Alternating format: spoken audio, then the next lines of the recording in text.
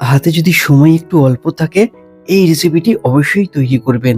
আজকে আমরা তৈরি করব সম্পূর্ণ ব্রেডের তৈরি রসমালাই। এটি হবে অত্যন্ত ক্রিমি এবং স্বাদটাও হবে অসাধারণ। তাহলে চলুন শুরু করা যাক। সর্বপ্রথম এখানে আমি পাত্রের মধ্যে কিছুটা পরিমাণ অয়েল দিয়ে নিয়েছি এবং তার মধ্যে এখানে বাটার দিয়ে নিয়েছি। এটি সম্পূর্ণরূপে যখন গলে যাবে এমন তো অবস্থায় ব্রেড নিয়ে এই রকম ভাবে এই বাটারের মধ্যে দিয়ে নিতে হবে। এরপরে ব্রেডগুলিকে উল্টে পাল্টে নিয়ে দুই সাইড পারফেক্ট ভাবে সেঁকে নিতে হবে। তাহলে এই বাটারের ফ্লেভারটা সম্পূর্ণ ব্রেডের মধ্যে চলে যাবে। তাহলে বন্ধুরা, আমাদের এই যে ব্রেড কিন্তু এখানে পারফেক্ট ভাবে সেঁকা হয়ে গেছে। এরপর এগুলিকে তুলে নিয়ে একটি সেপারেট পাত্রের মধ্যে রেখে নিতে হবে। দেখতেই পাচ্ছেন কতটা সুন্দর সেঁকা হয়েছে।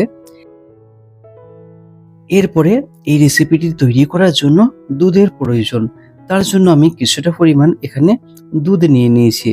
অবশ্যই দুধ যখন গরম হবে ততক্ষণ পর্যন্ত এখানে যে ব্রেডগুলো সেঁকা হয়েছিল সেগুলোকে ছুরির সাহায্যে 4 টুকরোয় কেটে নিতে হবে, এই রকম ছোট সাইজের। এরপরে দুধটি যখন পারফেক্টভাবে গরম হয়ে যাবে একটু নাড়াচাড়া করে নিয়ে এখানে কিছুটা পরিমাণ দুধ কিন্তু তুলে রেখে দিতে হবে। সেটার কারণটা কি আমি পরে বলে দিচ্ছি। এরপর দুধের মধ্যে অ্যাড করতে হবে চিনি, কিশমিশ, কাজু বাদাম অথবা কাঠবাদামের এখানে কুচি, এর সঙ্গে 1 থেকে 2টি এলাইচি দেয়া হয়ে গেলে বেশ সুন্দরভাবে নাড়াচাড়া করতে হবে।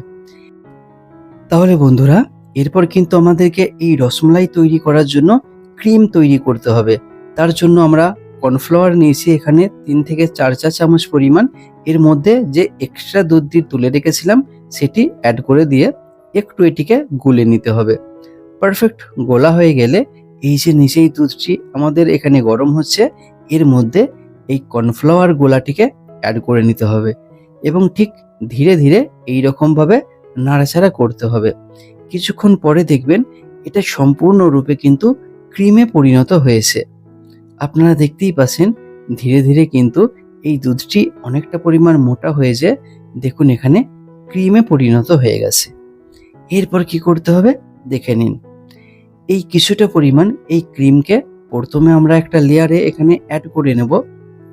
এরপরে যে ব্রেডগুলি আমরা কেটে নিয়েছিলাম সেগুলি এক এক করে কিন্তু এই ক্রিমের মধ্যে অ্যাড করে নিতে হবে।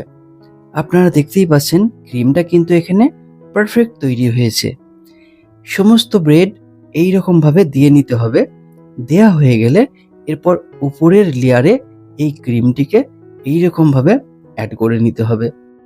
তাহলে বন্ধুরা, আমাদের উপরে এই ক্রিমের লেয়ারটা পারফেক্ট ভাবে তৈরি করা হয়ে গেলে এর উপরে কিছুটা পরিমাণ কাজুর টুকরো অ্যাড করে দিয়ে আধ ঘন্টা যাবৎ ফ্রিজে রেখে দেবেন রেস্টে।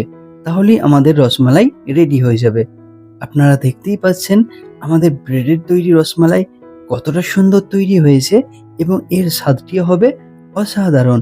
আপনারা অবশ্যই এটি তৈরি করবেন এবং কমেন্ট বক্সে জানাবেন কেমন হয়েছে।